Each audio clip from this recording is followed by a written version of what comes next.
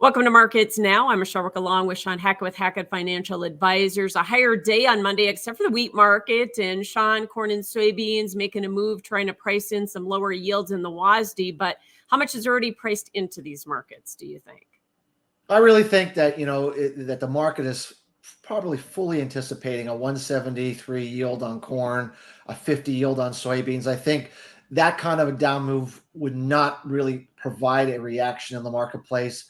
We would need to see something materially below that to give the market a reason to short cover, at least for a little while. Obviously, Michelle, if we come in above those expectations and we don't get as much of a move down, then there could be some further liquidation or some further declines or pressure in the corn and soybeans heading into what is going to be an accelerating harvest as we move along here to the end of September.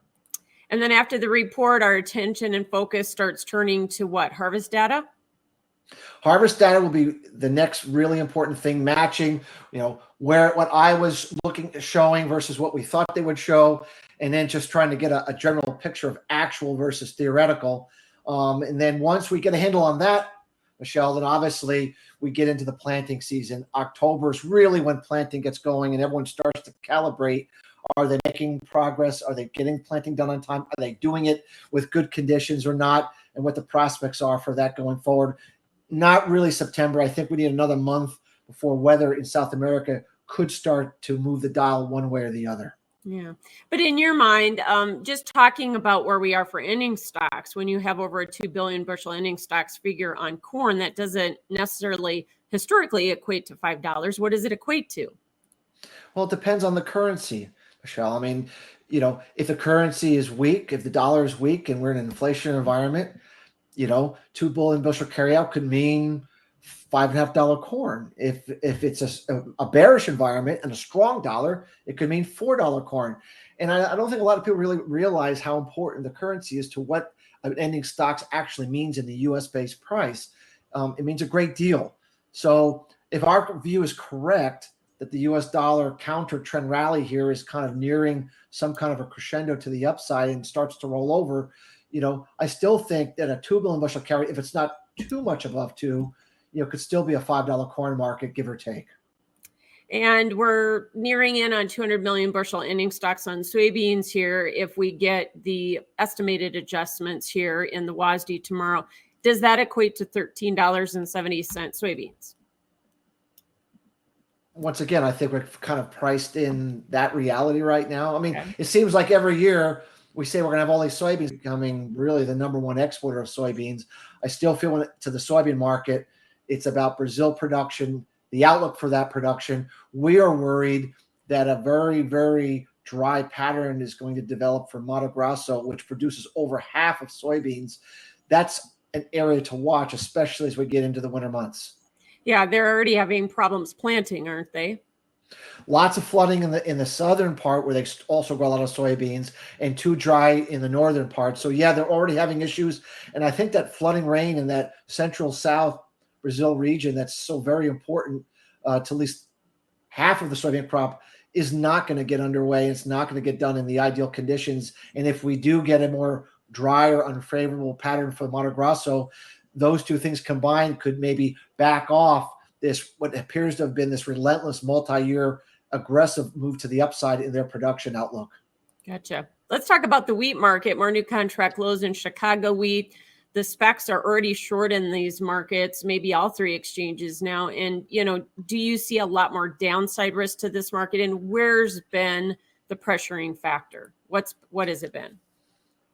The speculators are feeding off of Russia's endless selling of wheat to all-time record levels of exports week after week after week.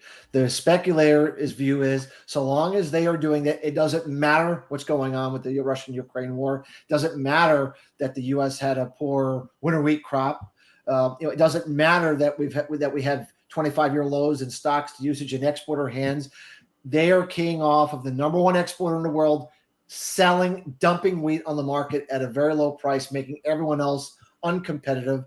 Until they see reasons to back away from that, they've been pressuring and selling every rally that comes into play. Watch the Matif Paris, France cash price, which feeds off the Russian price. If that starts to rally and we start to see Russia's having a change in strategy, then the wheat market at a time that it seasonally likes to rally could really start to see a powerful short covering rally, into the late fall. Yeah. And what we talked about earlier about the dollar being strong, 6-month highs here, that has not helped either, has it? Well, remember, corn and soybeans are pretty much, 2 or 3 countries grow the whole thing, where in wheat, almost every country grows wheat, and a lot of countries grow a lot of wheat. So when the dollar is strong, it disproportionately hurts the U.S.-based wheat price versus other grain markets. And that is a definite detractor to getting anything going to the upside. And it also emboldens a speculator to stay short. And since we're talking about the dollar, we did have a correction here today. So, Shawn, do you think this is maybe an indication or signal that we're about ready to see a bigger correction or not? I think it's a sign that the market is losing momentum to the upside. Most tops are not spike tops. They're bottoming areas, and we roll over. I think this is the first sign that the US dollar is losing momentum to the upside, and that we're starting to find some areas where the market's willing to be there looks to be a distribution top developing here. Doesn't mean this is it and we're heading straight down, but I think it's a sign that most of the dollar upside and the pressure that applies to US-based commodity prices might be behind us. And obviously any sign that we're breaking down to a new leg down would really fire up and cause those short speculators to rethink how emboldened they want to be in keeping those positions on. Gotcha. Let's finish talking about the cattle market. All-time highs in the feeder market here today, and that has been helping to support the live cattle, but we have not went back and retested the contract highs in live cattle. Will we? I don't think so. And one of the reasons that I don't think so is the number one exporter in the world of beef by 2 times greater than anyone else in the world is Brazil. Brazil's cattle price has been crashing in the last several months, down over 30% in that period of time. The Australian price, they are also an extremely large exporter of beef. They've cratered over 40% in the last 2 to 3 months. So when your 2 top exporters in the world are seeing the cattle price falling off a cliff, and most of the data that we're seeing is because of a lack of demand for beef from Asia and especially China, one has to wonder how long the U.S. price can be an oasis of prosperity when their trading partners are seeing prices crash. It's a warning sign that that the U.S. market might start to really see some export reduction headwinds that might finally bring a correction in the market that has been elusive up to this point. But we are not even into our tightest supplies in the US. We are not. This would be more of a quarter, a short-term quarter end into the end of the year correction. The longer-term picture would still support the idea that U.S. prices can come back from that correction and potentially make some new rally highs. We're talking about simply a fourth quarter issue where there could be a demand side hiccup because of a lack of demand and excess supplies in trading partners' hands. All right. Thanks for joining us. As always, Shawn Hackett with Hackett Financial Advisors. That's Markets Now.